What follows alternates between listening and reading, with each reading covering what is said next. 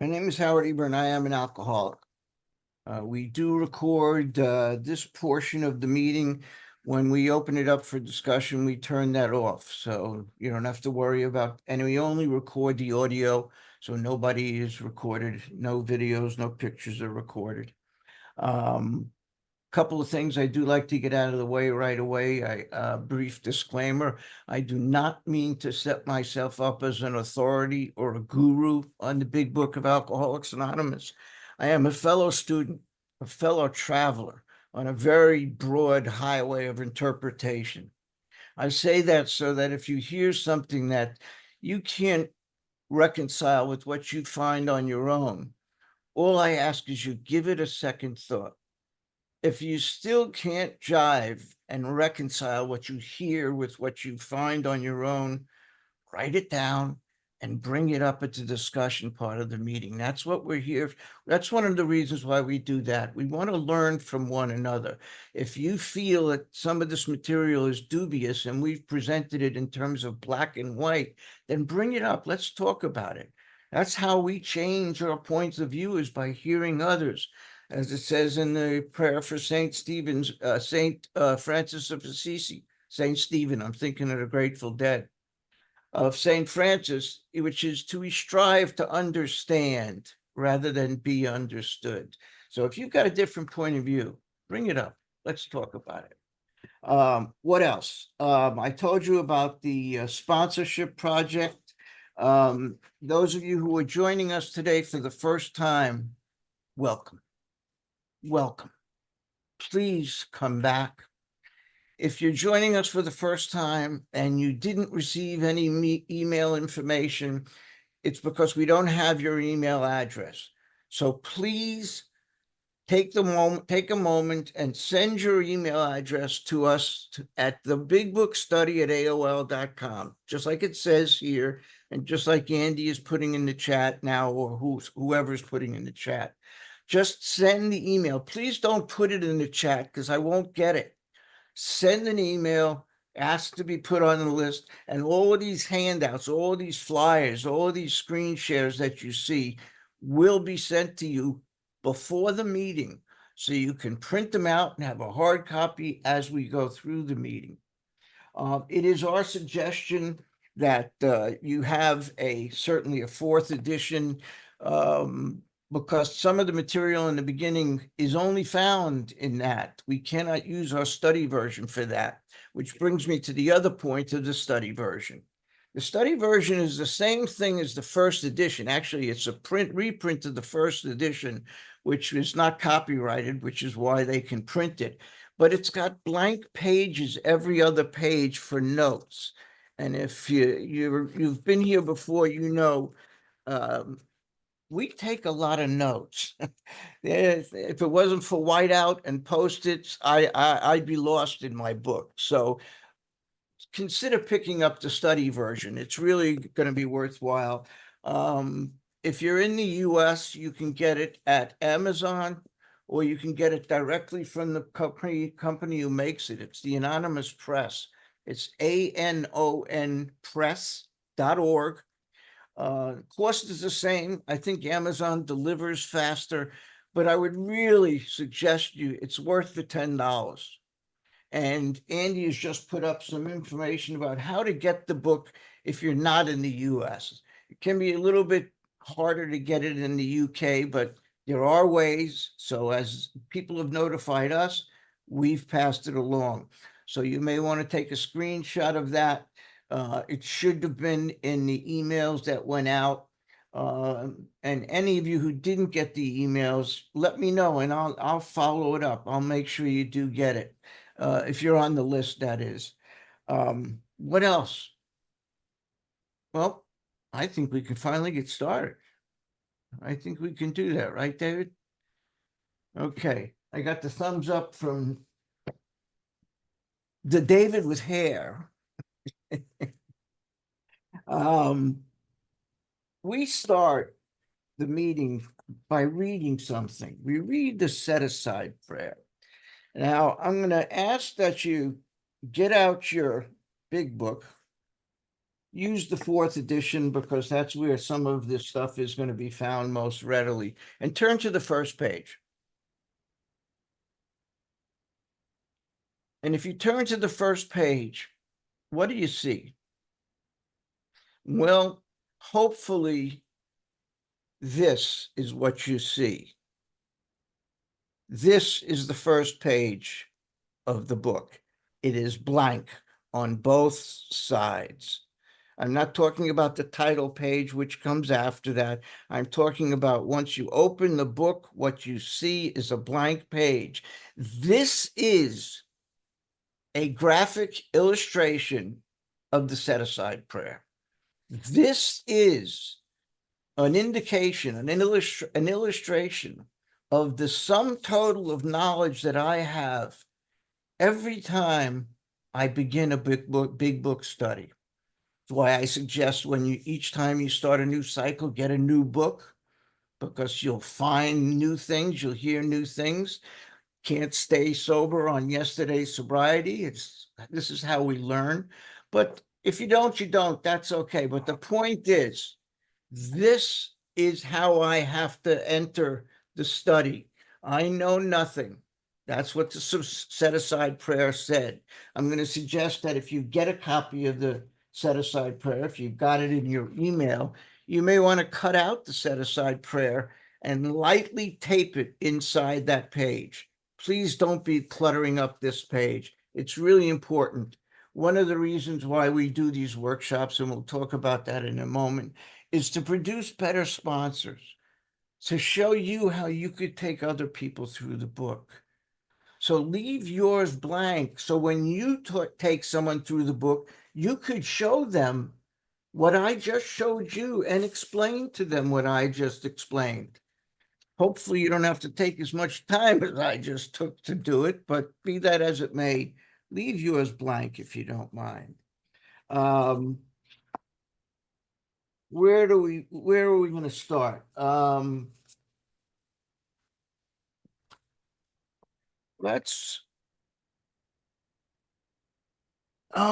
sorry. Why are we doing this? There's so many questions. Well, I want to try and start the meeting by answering a couple of questions that always come up one way or another. If you have the emails, what I'm going to be reading from for the most part is called Welcome to the Big Book Step Study Workshop. It's a handout that looks like that. Andy will put it up on the screen because there's a lot of quoting done here from other material. What I've done is I've picked up questions that are always seem to come up, and I've tried to answer them as Bill Wilson would. So the first question is why? Why do we work and study the steps?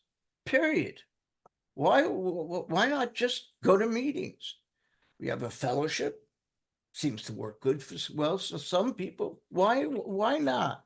Well, Bill Wilson might have responded by saying sobriety brought about by the admission of alcoholism, which is step 1, and by attendance at a few meetings, which in a sense is step 2. By attendance at a few meetings is very good indeed, but it is bound to be a far cry from permanent sobriety. And there's another expression that you're going to hear over and over. One of the things we do here is we try and bust up the myths that people have, the misconceptions and the myths. You're not supposed to say recovered. You're not supposed to say permanent sobriety. BS. The book says it, so we could say it, as long as we know what it means. Bill just used it.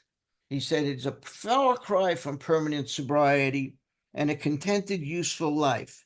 That's just where the remaining steps of the AA program come in. Nothing short of continuous action upon these as a way of life, which means it's constant and it's ongoing. If it's a way of life, it's like eating, it's breathing, it's ongoing.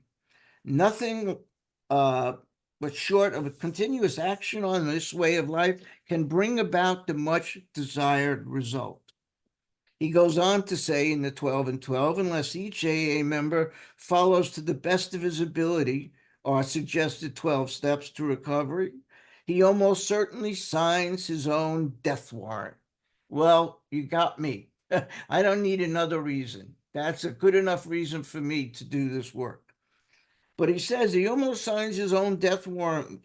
That he signs his own death warrant. His drunkenness and dissolution. And drunkenness and dissolution is just another way of saying relapse. Your relapses result from the personal disobedience to spiritual principles, the steps, staying away from the steps. And once again, the steps we took are suggested as the program of recovery, not the program of recovery.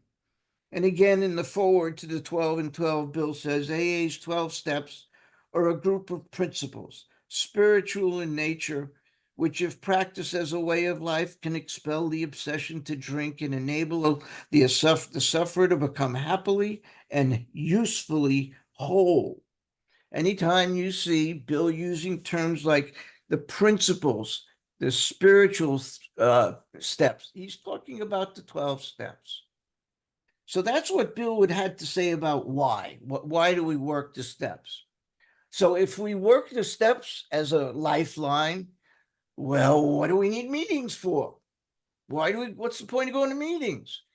Well, in one of the most misquoted, misunderstood IPs that we have, called Problems Other Than Alcohol, Bill states sobriety, freedom from alcohol through the teaching and practice of the 12 steps is the sole purpose of an AA group. Now, there are a lot of people who like to put down step study workshops, and because they say I don't like to be taught anything, that people set themselves up as teachers. Well, if I didn't have the teachers that I had, I wouldn't be here today.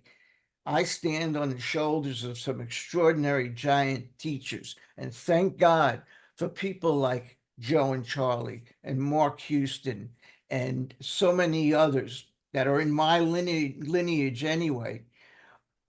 I stand on their shoulders. They are my teachers. And the job of any AA meeting is the teaching and practice as the 12 steps. That's the sole purpose of the group.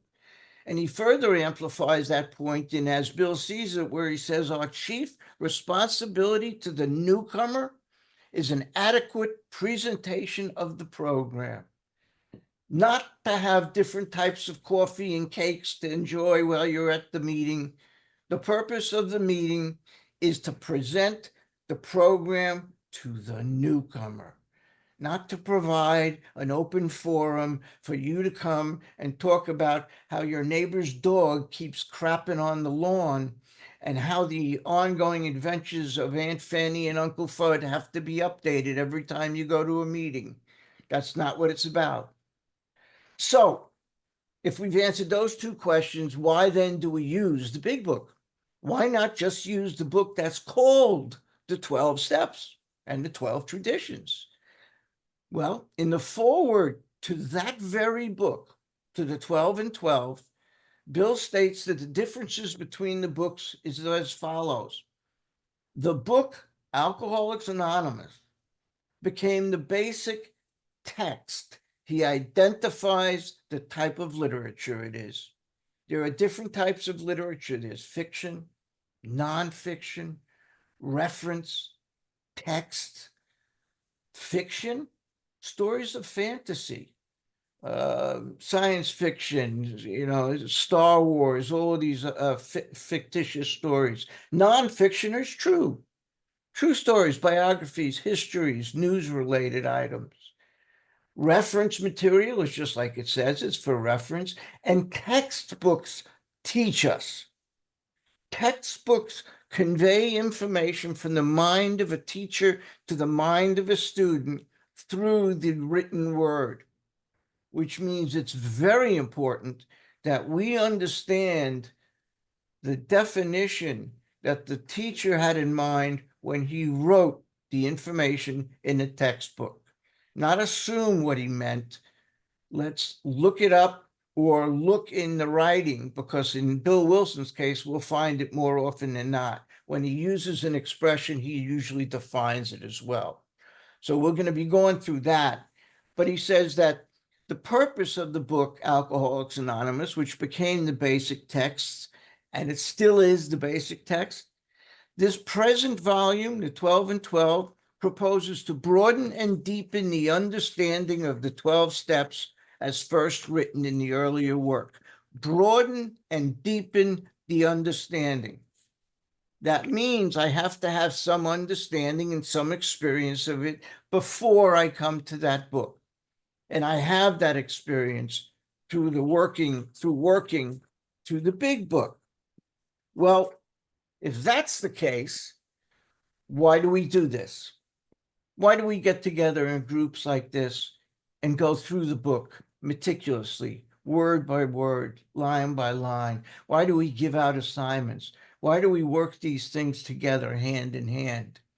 Well, for an answer to that, I went to the Little Red Book. Many of you may or may not be familiar with it. It's a great little book, was written by Edward Webster, published in the 40s. It was called the Little Red Book because when our book, the basic text, first came out, it had a red cover. It was called the Big Book, but it was called the Big Red Book. So this was the first study guide to accompany the Big Book. Dr. Bob is said to have been involved in the editing of the things in that book. But in that book, considered to be, like I said, the very first working supplement to the actual Big Book, in the introduction, Ed Webster says, for those who are willing to accept the AA program as a means of recovery from alcoholism, we recommend a close study, not a reading, a close study of Alcoholics Anonymous. And then he backs it up by saying, study it repeatedly, not one and done. It's not like sex in a Jewish marriage, one and done. Nope, that's not the way it is. This is something that is ongoing. Study it repeatedly. Alcoholics, I apologize for that if I offended anyone. I'll try and be good. I really will. Study it repeatedly. Alcoholics Anonymous has all our answers. And in the author's notes for that book, he further states that worthwhile results have followed the inauguration of weekly classes devoted to guidance of new members in their quest for a better understanding of the 12 steps as a way of life for recovery from alcoholism. These classes, and welcome to one of those classes, have created a solidarity of understanding within our fellowship. They've brought a closer adherence to the Big Book, better understanding and application of its philosophy, more effective sponsorship, and a much higher ratio among our members. So if we've cleared the ground a bit, let's begin our quest for the spiritual awakening that's promised in the first part of step 12. And we'll get into the Big Book. But one more little piece of business I'd like Andy to put up to just summarize why we're doing this. What is the purpose of a Big Book study? Andy, if you'll give me 1A. The purpose of a Big Book study, there's really 4 reasons to do this. Number 1, to develop a better understanding and application of the program of recovery, and that's what we'll be focusing on. The first 164 pages, every nook, every cranny, every word, every comma, every space we're going to be covering. That's the program of recovery, the first 164 pages found in the book. And the second thing, as I mentioned before, is to clear up the myths and the misconceptions that exist out there. We're going to debunk all of those myths. The don't drink and go to meetings nonsense. The get a firm foundation in the first 3 steps, and that's all you have to worry about nonsense. Stay out of relationships for the first year. If you have a year's sobriety, you're qualified to be a sponsor. All of that stuff, nonsense. Stay away from that. We also do this to produce a higher ratio of sobriety among our members. We're going to be looking at some statistics probably next week that come out of the forward to the second edition, which say that in the beginning, when all they had was this program and each other, the success rate was over 75%. In fact, Clarence Snyder in Cleveland said his group had over 95%. Today's success rate, I don't think we can break double figures. According to World Services, we hover around 10%. That's shameful. That's because too many people are using the fellowship of the fellowship and not the fellowship of the Spirit. This is not a non-drinking society where we get together for an hour a day and we not drink together. It's not a place to come for relief. It does provide relief, but once that door opens and we hit the air, it's on, and you can't take the meeting out there. So this empowers more effective sponsorship, because if you follow what we do here, you will be able to do it exactly with your sponsees. That's the reason why we do what we do here. So let's begin. As I said, we looked at the blank page as a way to start. Let's turn to the very next page, which we call the title page. Andy, if you'll hit me with, oh, and incidentally, I'm going to put Andy, if you would put up 7 for me, please. 7. Here we go. We suggest a lot of highlighting around here. And because I am so anal retentive, it's ridiculous. I've come up with a coding. Anything that's a prayer or a promise, we highlight in pink. Any of the musts, and there's another myth that there are no musts in AA. Well, we now have a count, I believe it's up to 139 musts that we've extracted from the big book, from the first 164 pages, and we highlight that in green. Whenever Bill makes a reference to approach, because in today's culture, it somehow became acceptable to take the attitude of being available for the newcomer. Well, that's not what this book teaches. This book tells us over and over and over, it is our job to get up and approach the newcomer, approach the beginner, the person who's struggling. That's our job. Not to say, well, if he wants my help, he'll ask for it. So every time we come across an approach reference, we highlight it in blue. And every time we come across a recovered reference, we highlight that in orange, because there are a lot of those references. We already came across one, but it wasn't from the book yet. You will see in a moment how it starts on the very first page. And everything else in yellow or whatever else you want to. And again, there's no reason in the world you need to follow this. It's just a simplification process. If I want to find the musts in this book and I thumb through it, all I have to do is look for the green highlighter. If I want to look for the prayers and the promises, I go through the book and look for the pink. So it helps me find these things. So it's just a suggestion. But when I say highlight it, usually I will indicate the color, and this is why. I'm sure someone will put it in the chat so you can have a copy of that if you want to do that or take a screenshot. But let's get started, as I mentioned before, with the title page. The title page looks like this, except for the little drawing in the middle. It looks like this. And it says, the very first thing it says, as part of the title, it is the story of how many thousands of men and women have recovered ED. And we're not talking about that kind of ED. We're talking about recovered ED. This is the first promise in the book. We're on the first page, and we already have a promise, and we have a redefinition. We are using a word, recovered, that if you go to a meeting and raise your hand and say, I'm a recovered alcoholic, you're going to get some crusty old timer in the back who's going to say, no, we never say recovered. Read the book. Don't have to read very far. How about the first 2 pages? That'll be all you have to read, sir. And you'll see we use that term, but use it properly.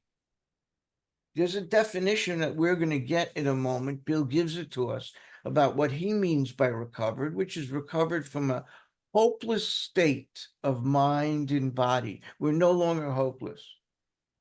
The definition that I like to give between recovered and cured, and you may want to write this in the blank page somewhere on the blank page opposite this maybe, is recovered means the symptoms of my disease are no longer present. The symptoms of my disease. What are the symptoms of my alcoholism?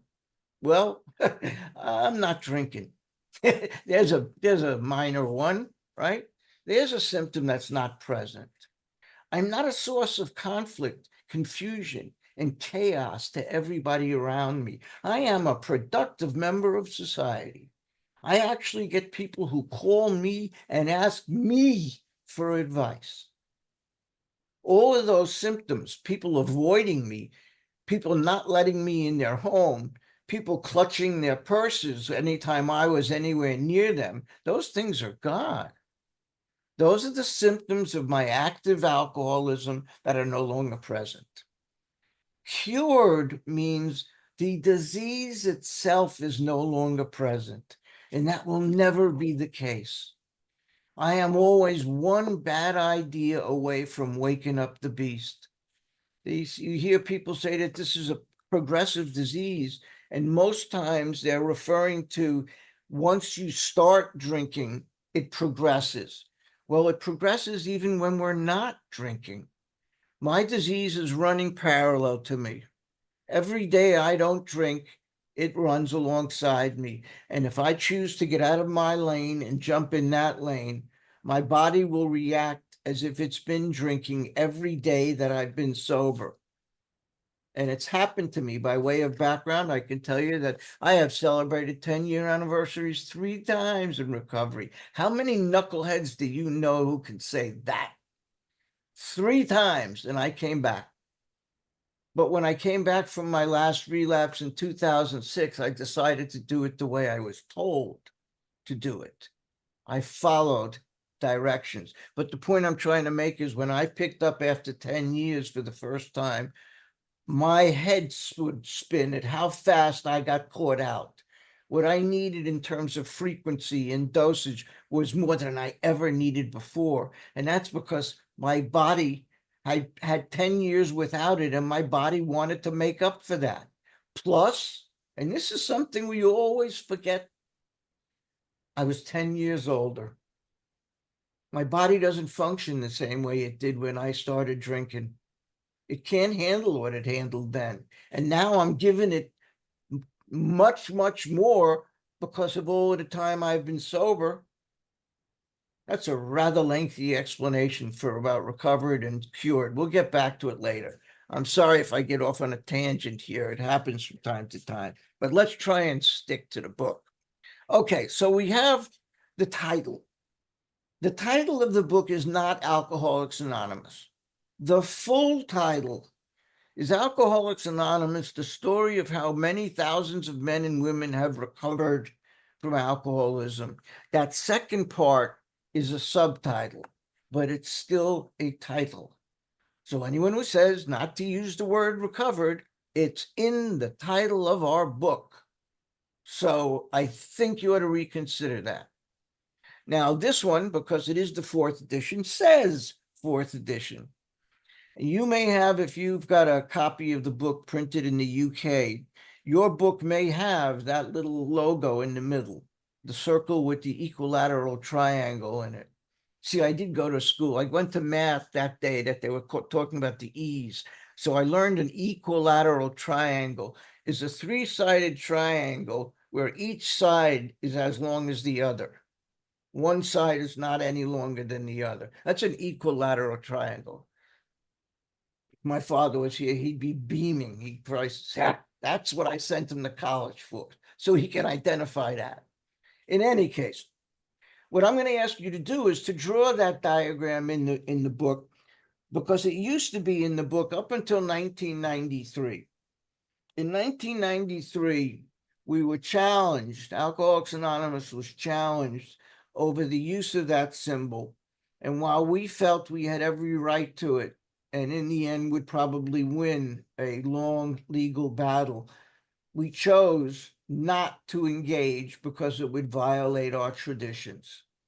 So we didn't do it. We let it lapse. So we have to just fill it in and write it in. And it's important because this is not just our logo. This is called the 3 legacies of AA. And a legacy is something that's left from one generation to the next. So let's see what the legacies are. We're going to have a triangle in the middle and a circle around it. The base of the triangle, the foundation of the triangle, is recovery, manifested by the steps, which are shown on page 59 and 60. Andy, you may want to put up the next screen. It's a little easier to read in the next one. Maybe this will help you. The bottom of the triangle is about the steps. It's the recovery portion of our legacy, and it's on page 59 and 60. As you look at the triangle, on the right side are the concepts, which are for service, and they're on page 574 and 575.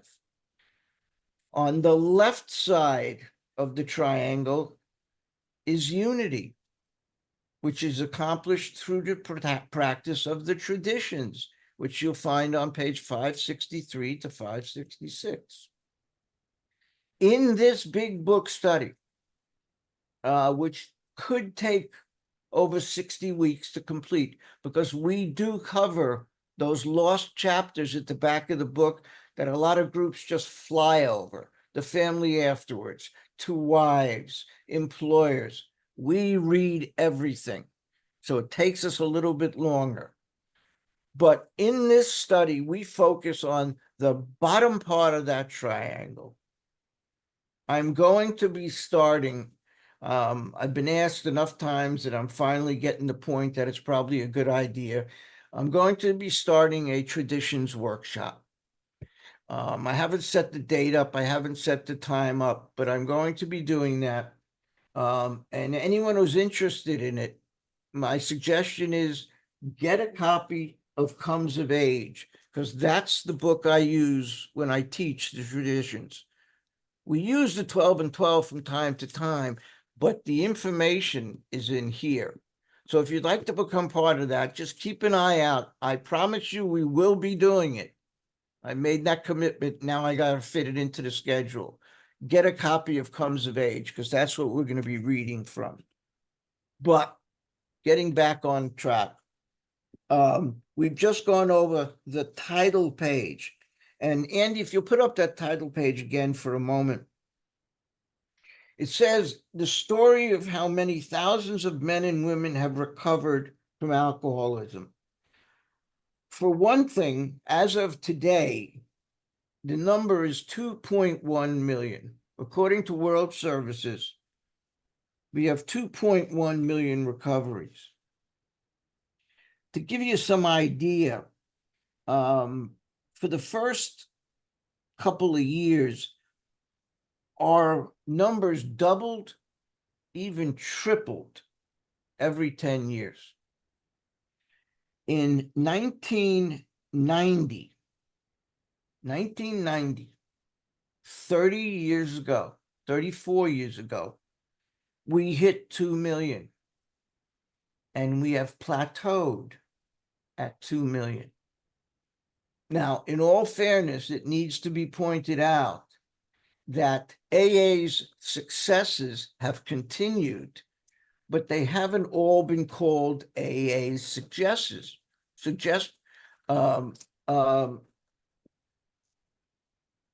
I'm sorry, someone was just trying to get my attention. I lost my train of thought.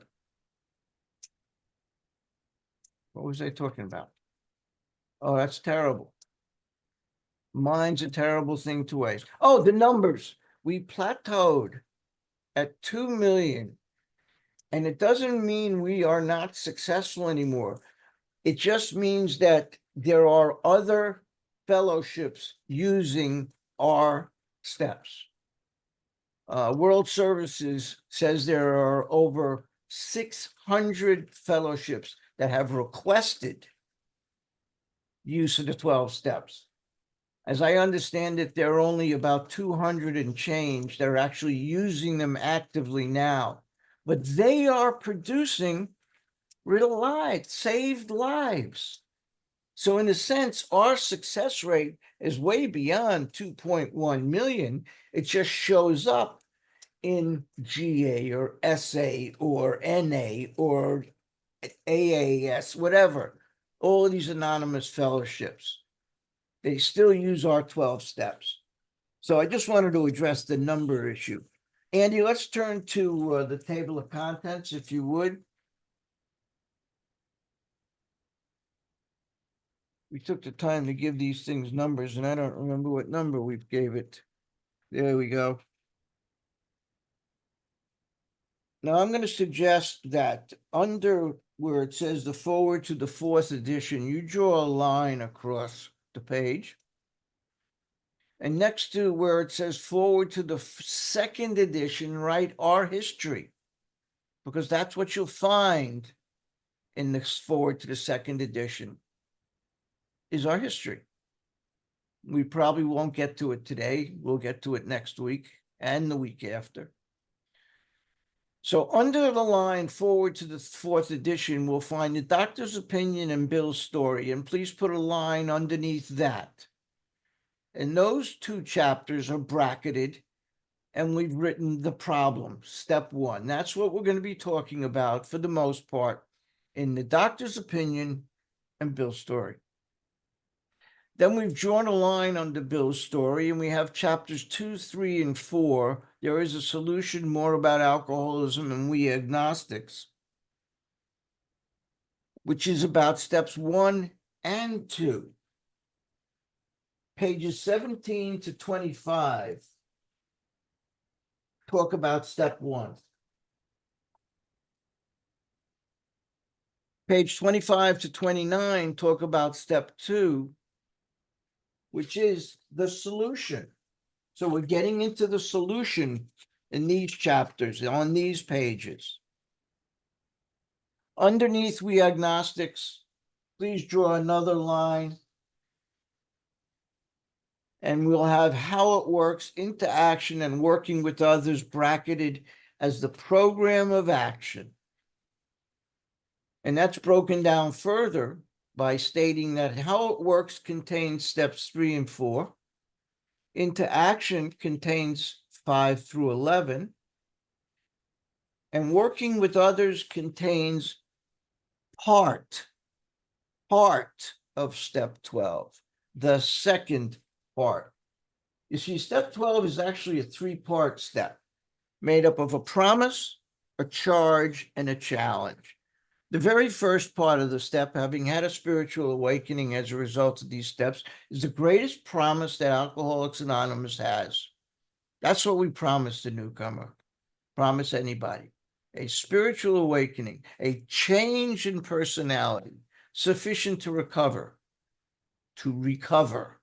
to achieve permanent sobriety. That's what the first part of 12-step promises us. But nothing in life is free.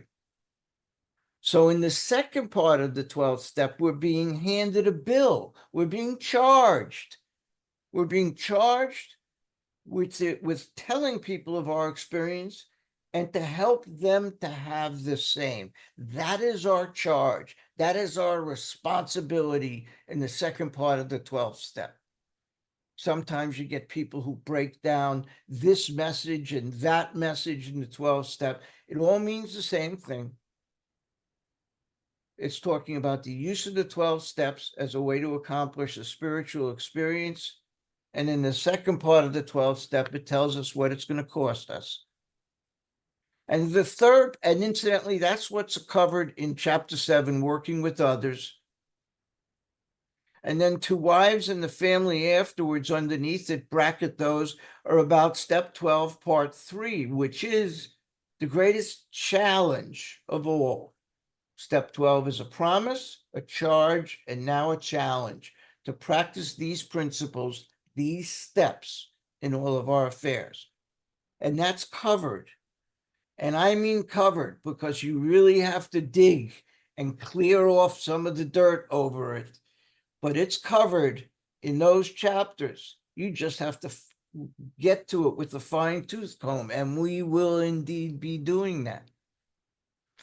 Chapter 10, to employers, even though it says to employers, has some extraordinarily useful information for practicing the second part of the 12th step, which is working with others. And we finish with chapter 11, a vision for you, which is history. We start our study with history. Today we'll start it, get deeper next week. And 60 weeks or so down the line, we're going to finish it up with our history. Now that begs the question, well, where then is the first part of the 12th step? If the second part is in working with others and employers, and the third part is in wives and afterwards, where's the first part? Well, at the bottom, it tells you the spiritual awakening as a result of these steps is covered in the doctor's opinion and chapters 1 through 6. That's how you accomplish a spiritual experience, a spiritual awakening. By doing what they did in those chapters, we can accomplish what they got accomplished. All right, we've got the table of contents. I'm going to also suggest, if you go to the actual table of contents, there are a couple of stories I want to draw your attention to. For one, at the bottom of the initial page, it says Dr. Bob's Nightmare. If you haven't read it, I'm going to suggest you read Dr. Bob's Nightmare. I'm going to suggest an assignment for next week, incidentally, which is to read 4 stories, and I'm going to suggest at least 3 of them. And there are certain questions I'm going to suggest you ask yourself, but this is the first one to read. Dr. Bob. Dr. Bob was our co-founder. You know, I came around for 24 years when I went through my relapses and so on, and I never knew who our founders were. I didn't know who Dr. Bob was. I didn't know who Bill Wilson was. I had no idea.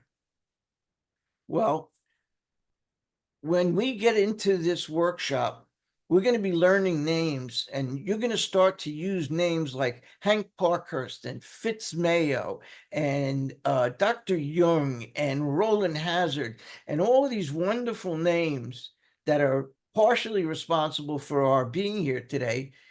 But I'm going to give you some names today that I know you haven't heard before, because I'm going back before Akron. The big book says the spark that was the flare that was to spark the birth of Alcoholics Anonymous in Akron in June of 1934. I'm going back before the spark. That's what I'm going to hope to accomplish today before we sign off. So I'm going to suggest you read Dr. Bob's Nightmare. Then go on to Alcoholics Anonymous number 3, which is the story of Bill Dotson, D-O-T-S-O-N, who's the first person that Dr. Bob and Bill together got sober. Ergo, his title, AA number 3. I'm going to also suggest that you read story number 4, Our Southern Friend. His story is, that's the story of a guy by the name of Fitz Mayo, Mayo, who you're going to hear an awful lot of throughout the study. Another person very important in our history. And since one of the stories that I'd like to recommend is not really in the book anymore, I'm going to suggest that the last story that you read, and you'll get a kick out of it, is on page 407. The title is called Acceptance Was the Answer. This story was originally called Dr. Addict Alcoholic. It's the story of Dr. Paul Ollinger. You will laugh, you will cry, you will identify with that story. The other stories I'm telling you for historical purposes, and incidentally, as another option you may want to read, and I didn't mean to skip this, Women Suffer Too, on page 200, the story of Miss Marty Mann. Miss Marty Mann was one of the first women to achieve long-time sobriety, played an important part in getting us recognized. So there's a couple of stories that I'm going to suggest you read. And hopefully before we're done today, I'll tell you, yeah, we should be able to cover why. Let's go to the preface in our fourth edition, page XI. The preface says, and this is the preface to the fourth edition. The fourth edition. It says, this is the fourth edition of the book Alcoholics Anonymous. The first edition appeared in April 1939. That was when the first edition of our big book rolled off the press. It was actually April 10, 1939. We'll get to that when we get to the forward to the first edition. And it says here, and in the following 16 years, more than 300,000 copies went into circulation. The second edition, published in 1955, that's July of 1955, for those of you keeping score, reached a total of more than 1,150,500 copies. The third edition, which came off the presses in 1976, that's March of 1976, Bert, achieved a circulation of approximately 19,550,000 in all formats. And I'm going to suggest that you highlight the next paragraph, because this is the real reason I'm reading this part. Because this book has become the basic text, please circle the word text. We're being alerted once again. Well, actually, for the first time, I mentioned it earlier, but it was taken out of context.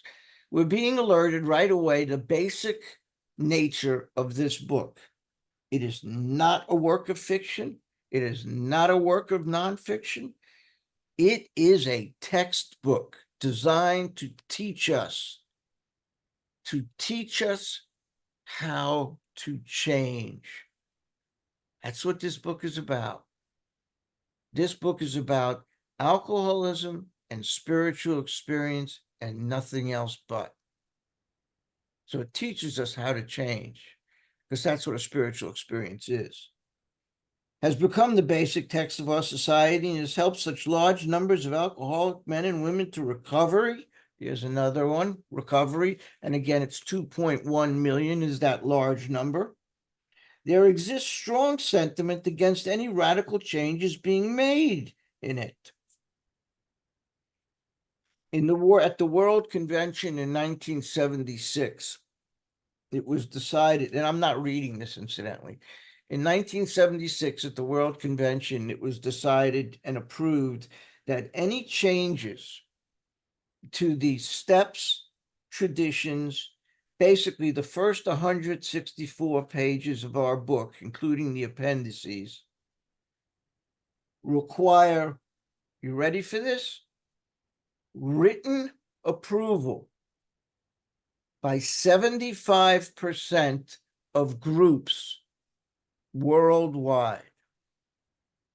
Now you try and get 75% of your home group to agree on what kind of creamer to have for the coffee, and you know how impossible a task that's going to be.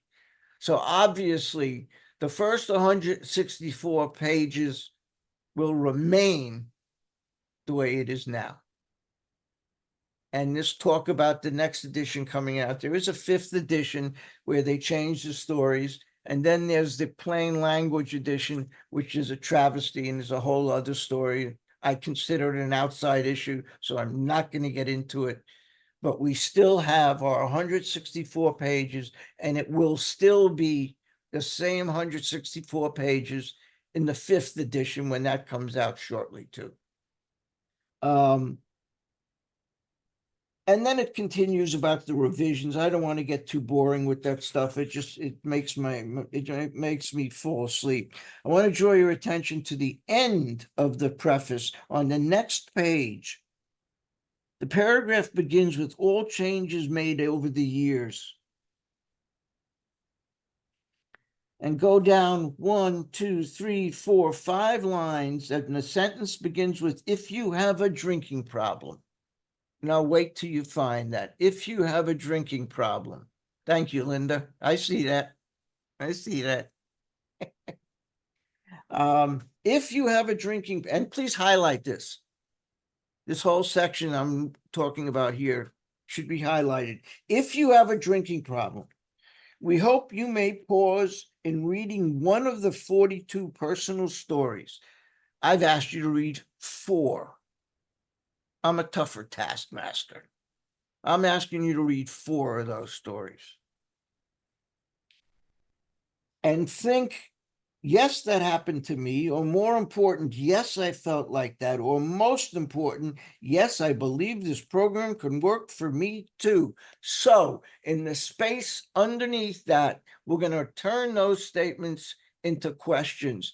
So as you read those 4 stories that I suggested, I'm going to ask that you ask yourself these questions. 1, did that happen to me? Question 1, did that happen to me? Number 2, did I feel like that? Did I feel like that? And question number 3, and as it says, most important, do I believe that this can work for me too?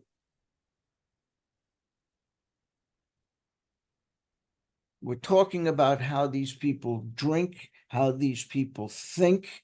We're not talking about the experiences of their life. We're looking beyond that. This is the first call to action, if you want to call it that, in this book. And it usually gets overlooked. Most book studies pass right over it, right, Linda? Nobody pays attention to that assignment. Well, it's there, so let's pay attention to it. And I don't want to start the forward to the first edition now, because I said I wanted to accomplish something today more important, I think, than that. Is I said we're going to go back further than we ever went before.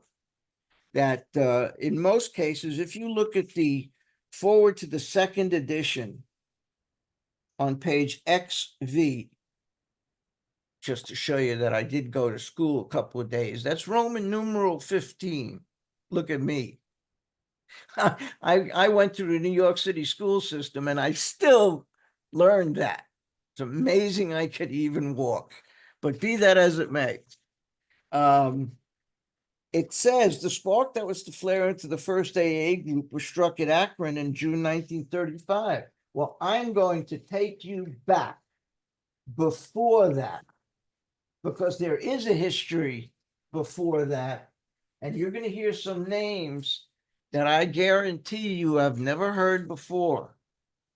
And you're going to want to hear again. Andy, if you'll give me 1B. This is also in your emails. And if not, just ask me for a copy. the Pre-Akron beginnings of Alcoholics Anonymous. What happened that led to Bill Wilson meeting Dr. Bob in Akron, as referred to in the second forward to the second edition? So what happened before that? Let's go back a little bit. On the next page, in 1902, a guy by the name of Robert E. Spear. And if you ever heard that name before? Just a show of hands. Anyone ever heard that name before? Okay. So we've learned something new today. This guy, Robert E. Spear, writes a book called The Principles of Jesus Applied to Some Questions of Today. There's a couple of copies of the book, what it looked like. On the left is a picture of a young Robert Spear, and on the right is an older one. But in that book, he states that Jesus taught what Robert Spear termed the 4 standards. And he identified in that book the 4 standards that Jesus taught were purity, honesty, unselfishness, and love. This beginning to sound familiar to you? Hang on, it gets better. So in 1902, this guy writes this book, and he says that Jesus taught 4 standards. That's what he called them: purity, honesty, unselfishness, and love. Next page, Andy. In 1909, one of Robert Spear's students, a gentleman by the name of Henry B. Wright. Anyone here ever hear of that name? Okay, here's another new one. He writes a book called The Will of God in a Man's Life Work, in which he refers by name to the earlier work of his teacher, of Robert Spear's book. And in this book, instead of calling them the 4 standards, guess what he called them? The 4 absolutes. 1909, not 1935 Oxford Group. 1909, Henry Wright writes a book where he elaborates on his teacher Robert Spear's belief that Jesus taught 4 standards. And he changed the name. He coined the term the 4 absolutes. And see if this doesn't sound familiar. He further suggested in this book that if we surrender to the protection and care of God and follow the dictates of that higher power, we will live in a new and wonderful world no matter what our circumstances. Where have I heard that one before? 1909, guys, not 1939. 1909. Now it gets even more interesting. You see, Robert Spear had a student by the name of Henry Wright. Henry Wright had a student by the name of Frank Bookman, Buchman. Now we're starting to get into familiar territory for most of you. Frank Bookman, and that's how he pronounced his name, not Buckman, Bookman, had a profound spiritual experience in his life in which he said, I saw my resentment standing out like tombstones in my heart. He said, I asked God to change me, and he told me to put things right with those I wronged. And that produced in me a vibrant feeling as though a strong current of life had been poured into me and left in me a dazed sense of having had a great spiritual shaking up. As a result of his spiritual experience, this man in 1922 or thereabouts, he started a ministry called the First Century Christian Fellowship. That was a little too wordy and clumsy. So the press began to identify them as the Oxford Group because that's where they were meeting, in Oxford, in the UK. The Oxford Groupers strove for absolute purity, absolute honesty, absolute unselfishness, absolute love. Sounds like Spear. Sounds like Henry Wright.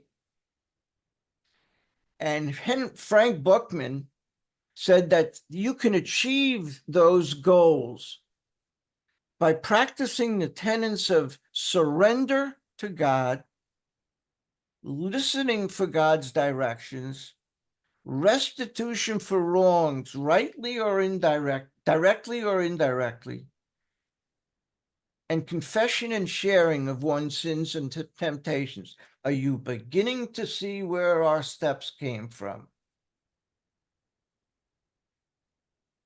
Now, if you're wondering what happened to Frank Buchman and why we're not called the Oxford Groupers, why are we called Alcoholics Anonymous?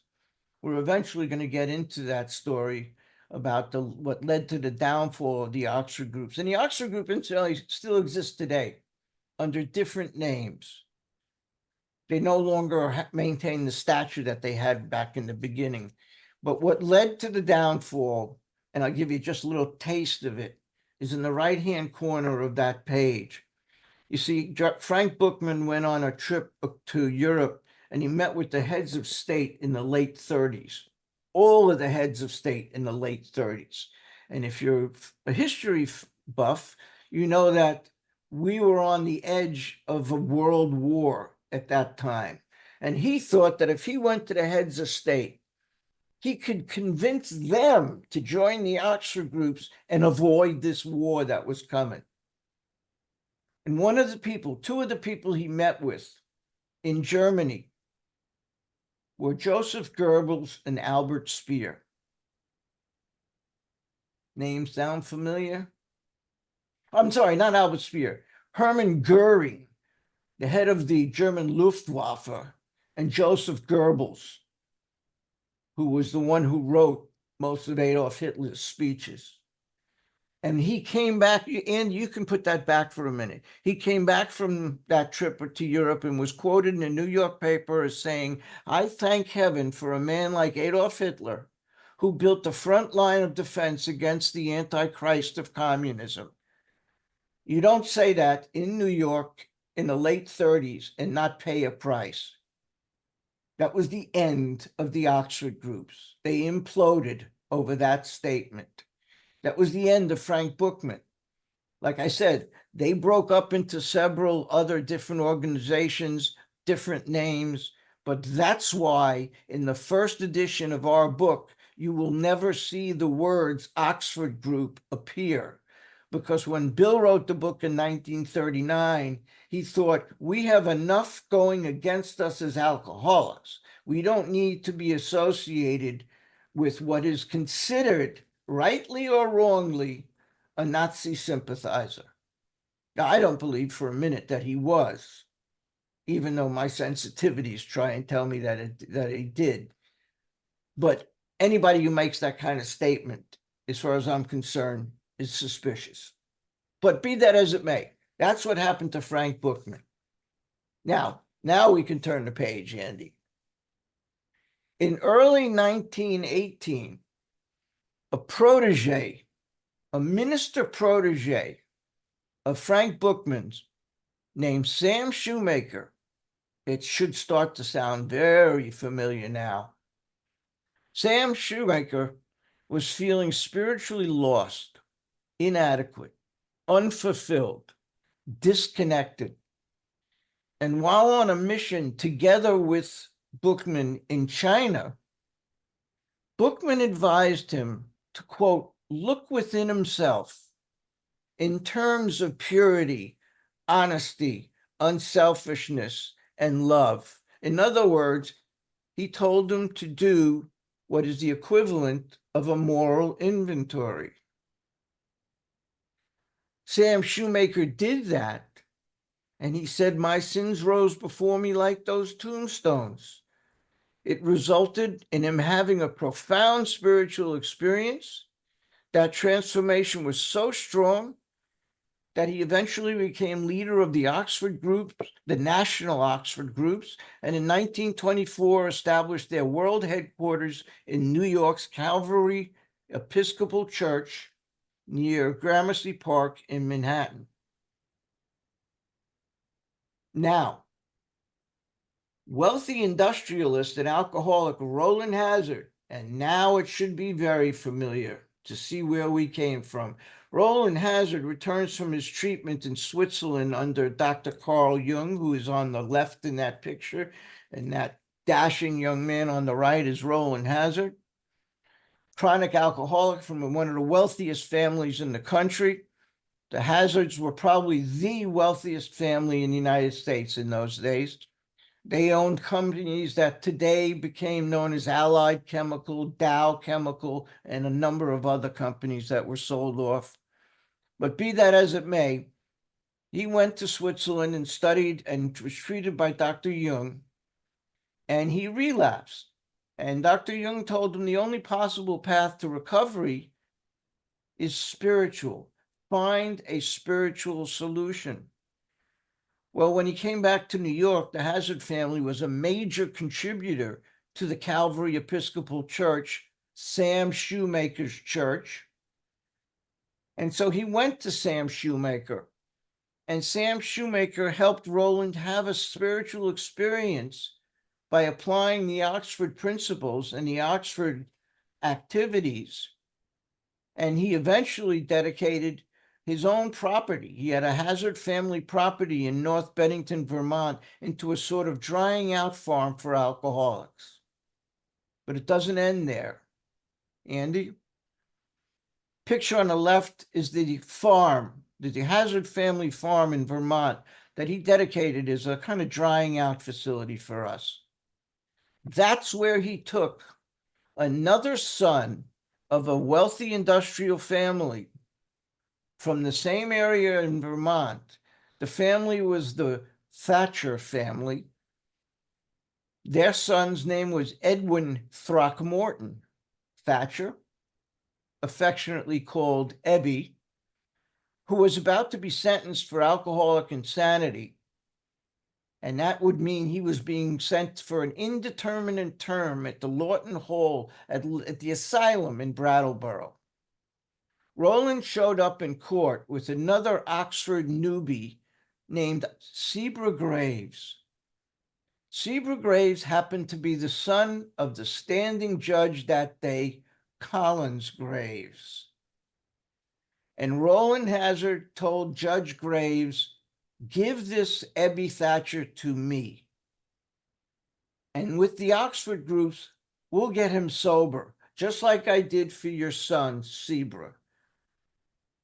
Judge Graves reluctantly agreed and remanded Eber to the care of the Oxford groupers. And here's what the Oxford groupers believed in. They had what they called the 5 C's of soul surgery. They had the absolute purity, absolute honesty, and so on, but they had their 5 C's: confidence, confession, conviction, conversion, continuance. Confidence in God to restore you to sanity. Confession of shortcomings. Conviction to turn away from one's failings, like 6 and 7, step 6 and 7. And continuance, passing it on to others. Andy? In the fall of 1934, Eber, who got sober at that farm, returned to New York to the Calvary Mission, and he began to think about his prep school drinking buddy. What's the name? Bill Wilson, who he heard was drinking himself to death at that moment in Brooklyn, New York.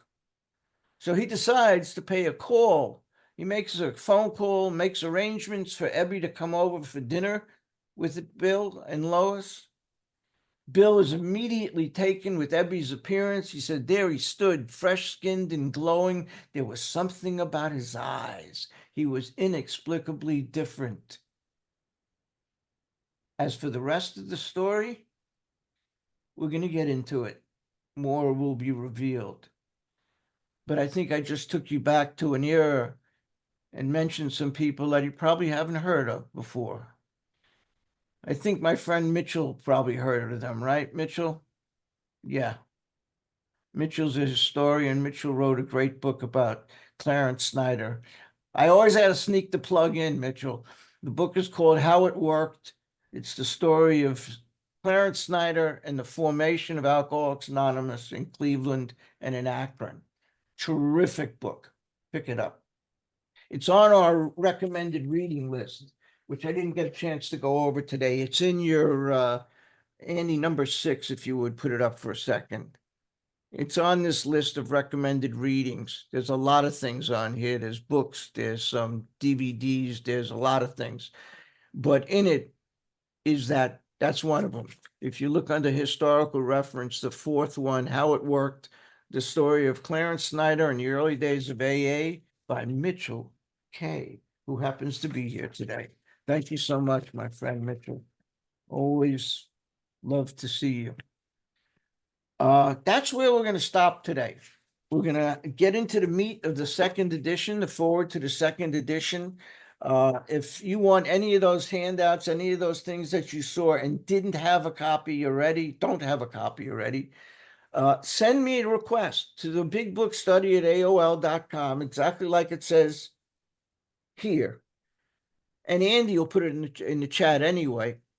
Send me a request, ask for it. I'll send it to you. But you'll also find it on Facebook. And we record, and I'm going to turn it off in a minute, on recoveryspeakers.com. And for those of you who are unfamiliar with that, or maybe not that comfortable with navigating on a computer, if you go to this website, recoveryspeakers.com, it looks like this. Yep, you can see it now. And if you go to the top where it says speakers, there's a drop-down menu. And at the bottom of the drop-down menu, it says meeting audio libraries. I can get to it, meeting audio libraries, which if you click on, you'll see opens up the Big Book Comes Alive Step Study Workshop. And that's where you'll find the last 4 or 5 cycles that we've done. 5 years of work, all there. But with each recording, if you click on any given recording, you'll notice that any handouts from that particular week are listed. Let me just jump to one here that might have one. Here we go. If we go to week number 55, which is when we were talking about 2 wives, not only can you listen to it, the audio here, but you can print a copy of the one handout we had from that night. So if you want to get to our recordings, that's where you'll find them. We have a nice way of closing. Charlotte, I think. Charlotte, you take us out. Is that right? It is myself. Thank you, Howard. Thank you. Thank you all for coming. Please come to the deep dive tomorrow, same time, same place, same login. We have a new host for the month, Madeline H. And next month, Terry. Yeah, that Terry is taking over. It ought to be a real fun, real blast. Come join us. And I'm going to turn the recording off as soon as Charlotte is done. Bless you. Thank you, Howard. Thank you very much. My name is Charlotte. I am an alcoholic. A vision for you. Our book is meant to be suggestive only. We realize we know only a little. God will constantly disclose more to you and to us. Ask him in your morning meditation what you can do each day For the man who is still sick, the answers will still come if your own house is in order. But obviously, you cannot transmit something you haven't got. See to it that your relationship with him is right, and great events will come to pass for you and countless others. This is the great fact for us. Please all unmute and join us in the reading, and then we'll go to the Lord's Prayer. Abandon yourself to God. Abandon yourself to God as you understand God. To him and to your Throw away the wreckage of your Away past. the wreckage of your past. Pray of Pray of what you find and join us. With you in the fellowship of the Spirit. You will surely meet some of You will us. surely Happy meet Festivus. God's road of happiness. Our Father, Our Father, It be thy name. be thy name. Thy kingdom come, be done. on earth. As it is in heaven. Our This day our daily bread. Give us our Forgive us our trespasses. True temptation. Forgive those who trespass against us. Not into Not temptation, into deliver us from temptation. Amen. is And the the kingdom, power, and the glory, forever and ever ever. and ever. Amen. Amen. Awesome.